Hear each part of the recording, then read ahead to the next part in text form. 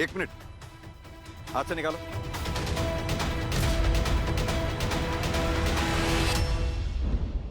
आशा लता, sir इधर आइए।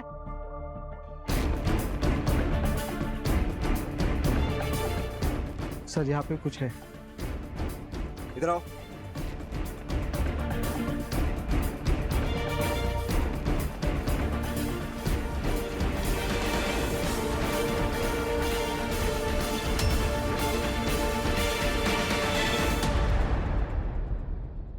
हाथ से निकाल, हाथ से, दोनों हाथ से। करण, 3-3 डेड बॉडीज एक ही एरिया में, आखिर किसी ने तो कुछ देखा होगा। सर ये औरत तो आशा लता ही लग रही है। मगर ये दो आदमी, ये कौन हो सकते हैं? पता करो इन दोनों के बारे में और तीनों बॉडीज को पोस्टमार्टम के लिए भेजो। और हाँ, चिराग को बुला लो आशा लता जी को आइडेंटिफाई करने के लिए। जी सर।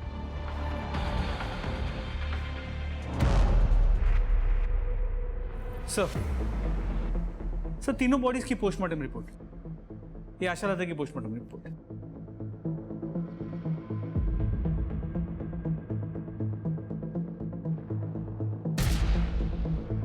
करण, ये आशा लता की डेड बॉडी जहां हमें मिली थी वहां काफी खून पड़ा हुआ था, जैसे आशा लता की हत्या वहीं की गई हो। Murder weapon? सर हो सकता है किसी पत्थर से मारा हो, अब तक कुछ मिला नहीं है सर, हम ढूंढ रहे हैं। सर ये इस लड़की की पोस्टमार्टम रिपोर्ट है, उम्र करीब 17 साल के आसपास की है। इसकी मौत का कारण एक्सेसिव ब्लड लॉस है। इसकी बॉडी पे मल्टीपल कट मार्क्स हैं, जैसे किसी ट्रेन आदमी ने किए हो, इतने परफेक्ट। और सर इस आदमी की उम्र 35 से 40 के बीच की है। इसे उस जगह पे गाड़े हुए करीब 3 महीने हो चुके हैं। और इसकी मौत का कारण भी एक्सेसिव ब्लड लॉस है। करण, इन दोनों लड़कों के मर्डर की मॉडस ऑपरेंडी सेम, बहुत शातिर है। आरव, आज उस साइको गोविंद के घर के बाहर मैंने लोग देखे थे, उसके बारे में बातें कर रहे थे। तुझे पता है इतनी सी भनक पड़ी ना पुलिस को, हम दोनों जेल में होंगे। 3 महीने हो गए, किसी को कुछ पता नहीं चला, और अब अपने आप पता चल जाएगा। गोविंद के साथ हमें कभी किसी ने देखा है? नहीं ना? ठीक है, हमें गोविंद के साथ किसी ने नहीं देखा, लेकिन रिकी, उसके घर वाले नहीं ढूंढ रहे होंगे उसे? हाँ तो ढूंढने देना। सबको पता है जब से वो तुझे लाइक करता था, हमारा और उसका कोई लेना देना नहीं था। आरव, अरे हटना यार। ए रुकना, क्यों टेंशन ले रहा है तू? मैंने अपने टारगेट इतने सोच समझ कर चुने हैं कि कोई हमें उनसे कनेक्ट नहीं कर पाएगा। और तू भूल मत, मुझसे ज्यादा स्मार्ट यहाँ कोई नहीं। नेक्स्ट दिन तो बताइए इसका, जैसे ही मौका मिलेगा खत्म कर देंगे इसको।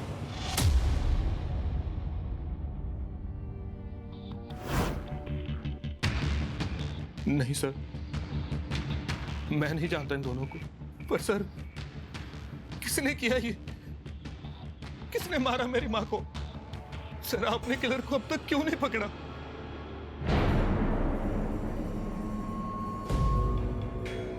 कातिल को ही ढूंढने की कोशिश कर रहे हैं हम चिराग, लेकिन इसमें हमें तुम्हारी मदद चाहिए।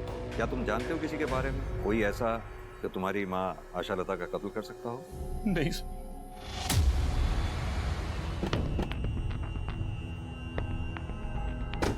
करण, मुझे तो ये फैमिली ही बड़ी अजीब लग रही है।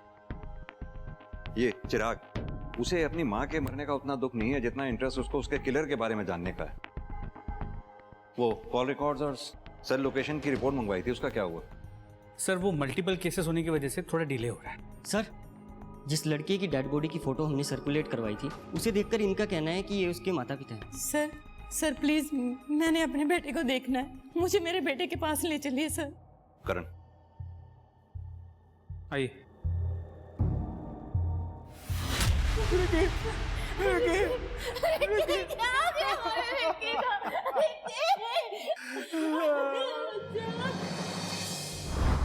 इन दोनों में से किसी को जानते हैं आप लोग? इन दोनों की डेड बॉडीज हमें रिकी की डेड बॉडी के साथ में मिली हैं। सर, इन दोनों की डेड बॉडीज रिक्की के साथ मिली आपको? नहीं सर, हम नहीं जानते।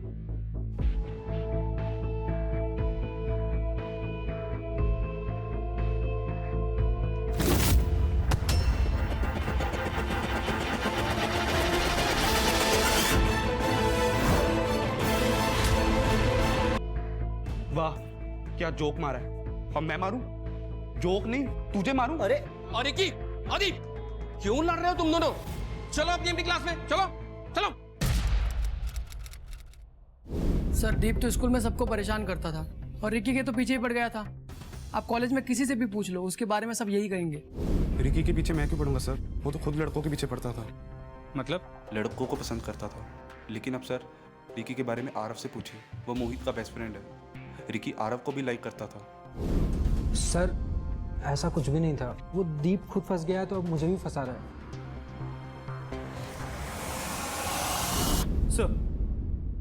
सर रिक्की के घर, कॉलेज, मोहल्ले सभी जगह पूछताछ की, लेकिन कुछ भी ऐसा नहीं मिला जो रिक्की को आशालता जी या वो दूसरा डेड बॉडी उसके साथ कनेक्ट कर पाए।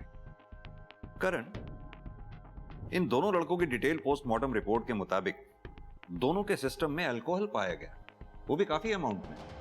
और यही नहीं, इन दोनों का मर्डर किसी सर्जिकल इंस्ट्रूमेंट से हुआ है जो कि साइंस लैब या किसी केमिस्ट शॉप पे मिलता है। और आशालता जी? जबकि आशालता की पोस्टमार्टम रिपोर्ट में ऐसा कुछ नहीं है, लेकिन उससे जुड़े लोगों की सेल लोकेशंस एक आदमी की तरफ इशारा कर रही है। जिस दिन तुम्हारी मां गायब हुई, फ्राइडे को, तुम त्रिलोक चौक में ही थे। क्या कर रहे थे वहां पर? सर मैं कहा सर,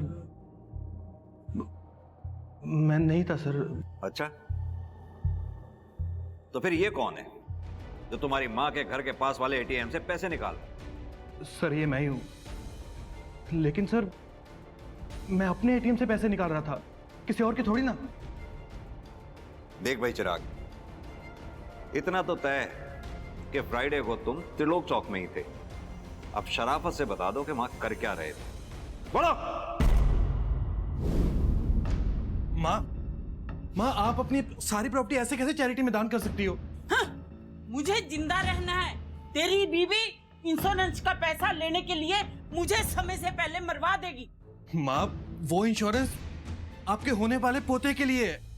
नौकरी नहीं है मेरे पास, नौकरी चली गई है मेरी, पैसे नहीं है मेरे पास उसे पालने के लिए। जब घर की लक्ष्मी कुलक्ष्मी हो जाती है ना, तब ऐसा ही होता है।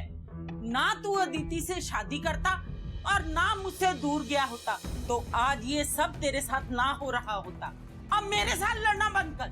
मेरी प्रॉपर्टी, मैं जो मर्जी करूं, तुझे इससे क्या लेना देना? हाँ? इतनी सी बात हुई और माँ मार्केट चली गई और मैं भी वहां से निकल गया।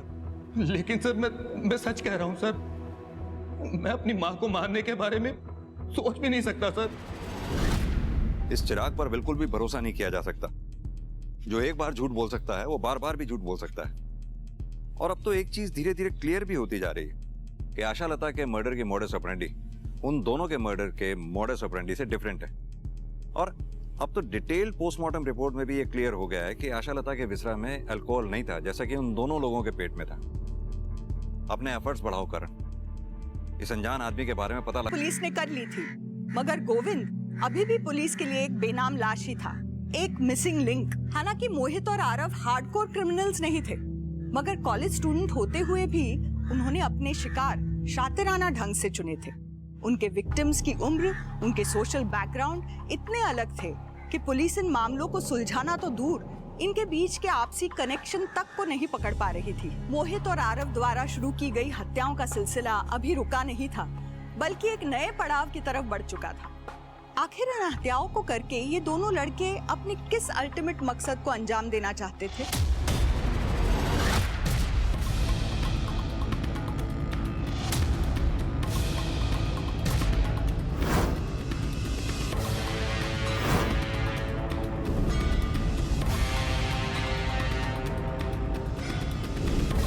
ये साई को अपना गोविंद ही है ना, देख।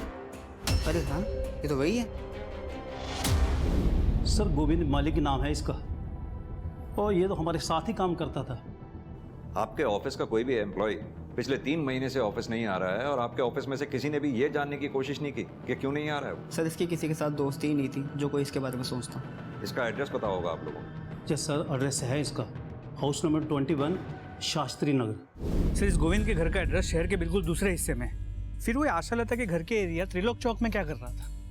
करण, एक काम करते हैं, घर पर चलकर देखते हैं, शायद कोई ना कोई क्लू हाथ लगे और ये काम हमें जल्द से जल्द करना होगा। क्योंकि आई एम श्योर कातिल हाथ पर हाथ रखकर नहीं बैठा होगा, जरूर अपना नेक्स्ट स्टेप प्लान कर रहा होगा।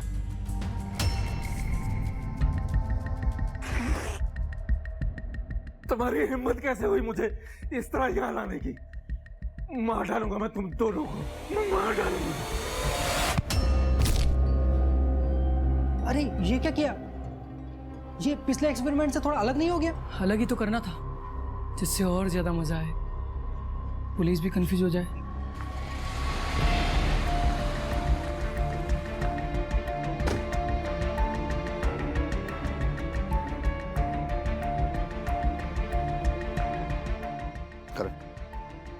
दरवाजा खुलवाने का बंदोबस्त करवाओ।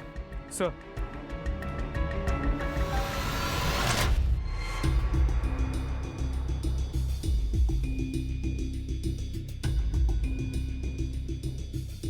करण, मैं इतने बार पड़ोसियों से बात करता हूं, कुछ अगर मिले तो मुझे बताना।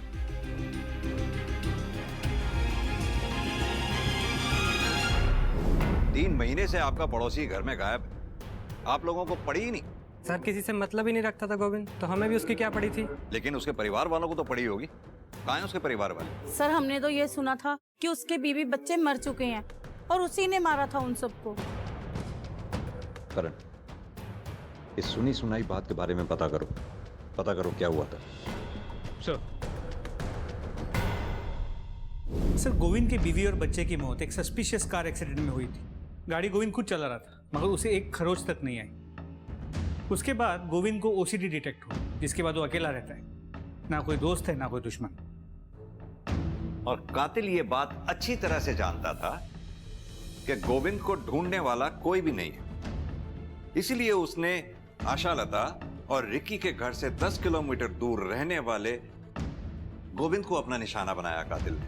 करण, यहां मुझे एक पैटर्न नजर आ रहा है, जैसे कि कातिल मेंटली डिस्टर्ब लोगों को ढूंढ ढूंढ कर अपना निशाना बना रहा है, क्योंकि गोविंद मेंटली डिस्टर्ब था अपने बीवी बच्चे को खोने के बाद, वहीं रिकी मेंटली डिस्टर्ब था अपने पेरेंट्स की वजह से। कहीं ऐसा तो नहीं कातिल अनस्टेबल लोगों को ढूंढ ढूंढ कर अपना टारगेट बना रहा हो? सब ऐसे देखा जाए तो आशालता भी डिस्टर्ब थी अपने बेटे और बहू की वजह से।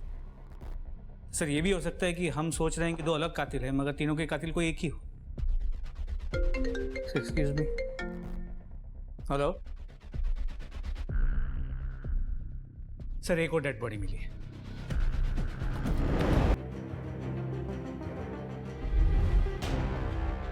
यार आरव, देखा तूने जो कच कच करके दिया ना उसको, खोपड़ी का फाउंटेन बन गया उसका।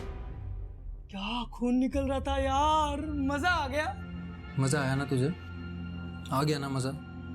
अभी बस करते हैं ना यार, बहुत हो गया, मुझसे नहीं होता अभी। यार तू फिर शुरू हो गया, एक ही बात कितनी बार समझानी पड़ेगी तुझे? देख, अपना काम पूरा होने में सिर्फ एक स्टेप बाकी है, वो कर लेते हैं। अब ना जल्दी जल्दी खोल मोहित, जल्दी खोल।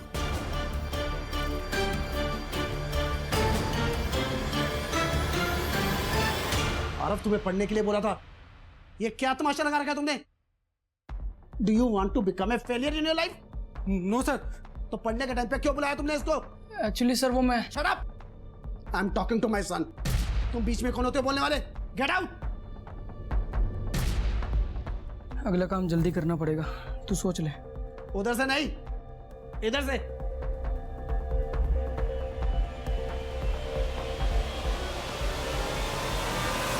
सर ये प्रोबेबली उसी कार का नंबर है जिसके टायर मार्क्स हमें डेड बॉडी के पास से मिले थे। गाड़ी किसी महान सिंह नाम के आदमी के पास रजिस्टर्ड। सर उसका एड्रेस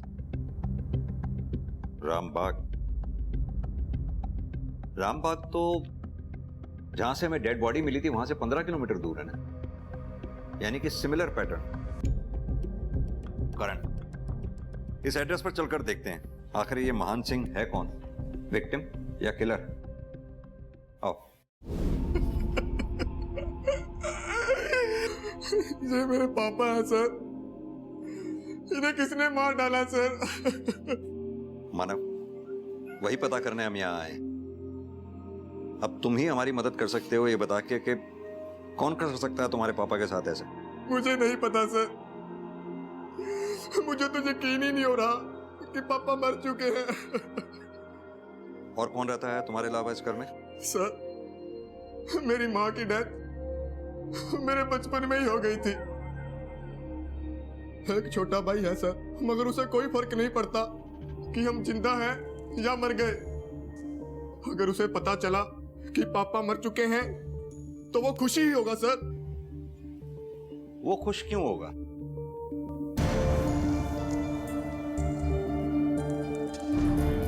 ये तुम्हारा भाई है? जी सर।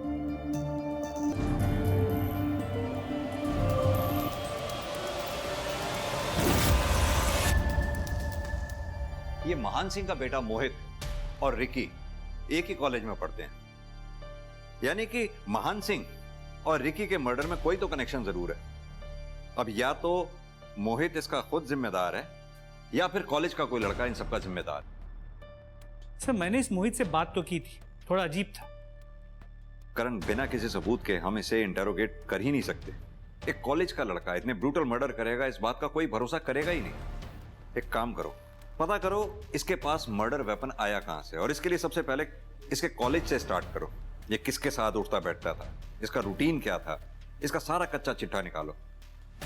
और जब तक तुम ये सब काम करते हो तब तक मैं इस मोहित से बात करता हूं। देखूं तो सही अपने बाप की मौत का रिएक्शन होता कैसा है इसके। सर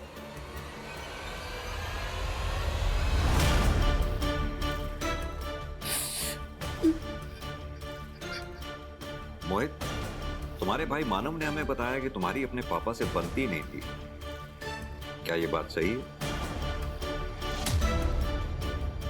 सर वो पापा थे मेरे, कोई दोस्त नहीं थे जो हर बात पर बने। और वैसे भी हर बाप बेटे में थोड़ी बहुत अनबन होती है सर, हमारे बीच भी। क्या आपके कॉलेज के किसी लैब में से कोई इक्विपमेंट मिसिंग है? जी सर, एक स्कैल्पेल और एक सर्जिकल नाइफ, बट मैंने सोचा खो गए होंगे। क्या मोहित की एक्सेस थी इन इक्विपमेंट्स तक? सर एक्सेस तो हर बच्चे की होती है जो लैब में जाता है।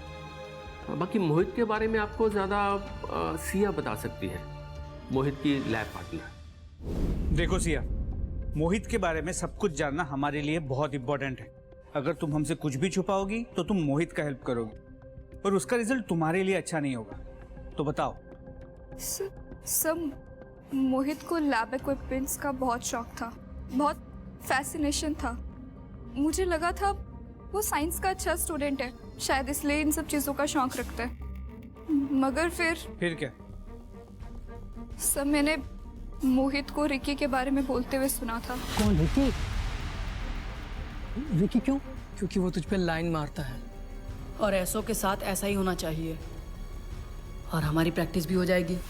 तुमने ये बात मोहित के मुंह से सुनी थी और ये सब पता होते हुए भी तुमने हमें आके ये बात बताई नहीं?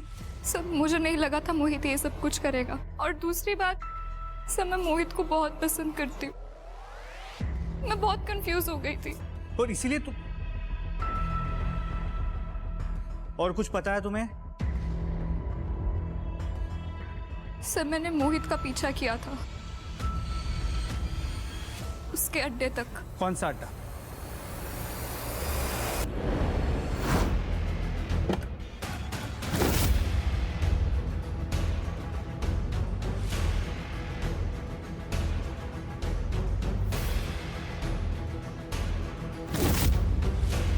करण, इसी ब्रांड की अल्कोहल तो रिकी और गोविंद के पेट से मिली थी। सर, मोहित के डिटेल मोबाइल लोकेशन रिकॉर्ड्स आ गए। सर, जिन जिन जगहों पे में डेड बॉडीज मिली थी उन हर जगह पर मोहित की मोबाइल की लोकेशन मौजूद थी। लेकिन इंटरेस्टिंग बात यह है कि मोहित के साथ साथ उसके दोस्त आरव की मोबाइल की लोकेशन भी सेम थी।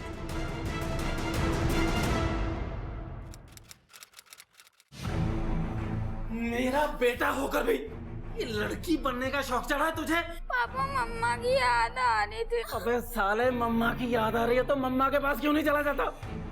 मेरी नाक क्यों कटवाने पे तुला है? लोगों को पता चलेगा तो मेरी क्या इज्जत रह जाएगी? क्या इज्जत रह जाएगी मेरी? मम्मा की याद आ रही है।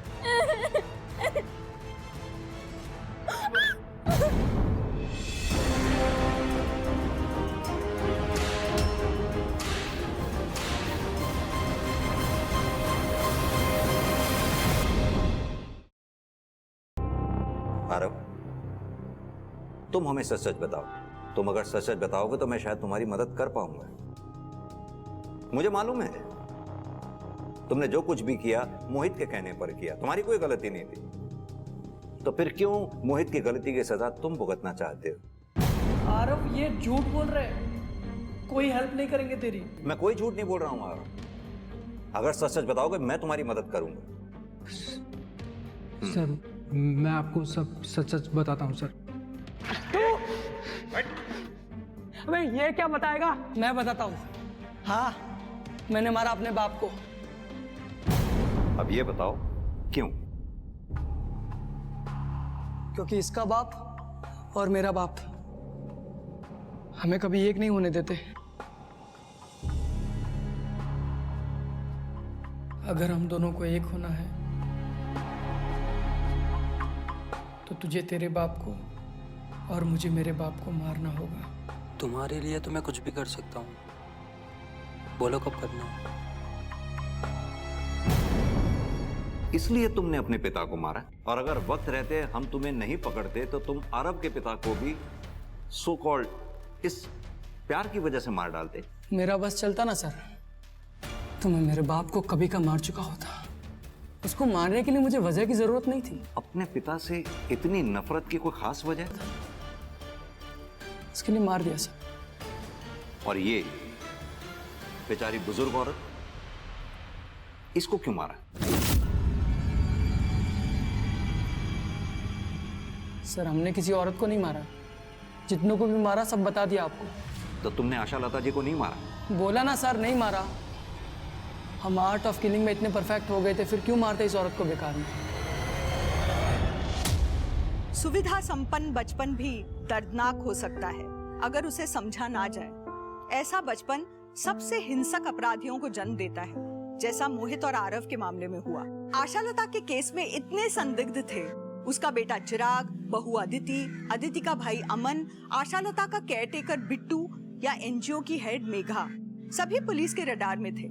मगर इनमें से सबूत किसी के खिलाफ नहीं था। आशा लता का मामला अब शायद पुलिस की फाइलों में अनसुलझा ही रह जाए, मगर ये आशा लता का केस ही था जिसने पुलिस को मोहित और आरव के एक्सपेरिमेंटल मर्डर्स को सुलझाने में मदद की थी। बचपन में जब मोहित और आरव को शायद सबसे अधिक समर्थन और समझे जाने की जरूरत थी, तब उन्हें यातना और पीड़ा दी गई थी, वो भी उनके अपनों के ही द्वारा।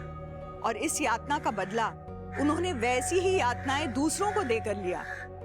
दोनों के ही अपराध अक्षम्य हैं, मगर इन अपराधों के वे अकेले जिम्मेदार नहीं हैं। उनके परिवार, उनकी परवरिश भी उनके अपराधों में बराबर की हिस्सेदार। इसी के साथ अब मैं रेणुका शाहने आपसे विदा लेती हूँ। हम फिर मिलेंगे ऐसी एक कहानी के साथ जो रखेगी आपको सतर्क और जिंदगी को सुरक्षित। तब तक अपना और अपने परिवार का ख्याल रखिए और देखते रहिए क्राइम पेट्रोल सतर्क। जय हिंद।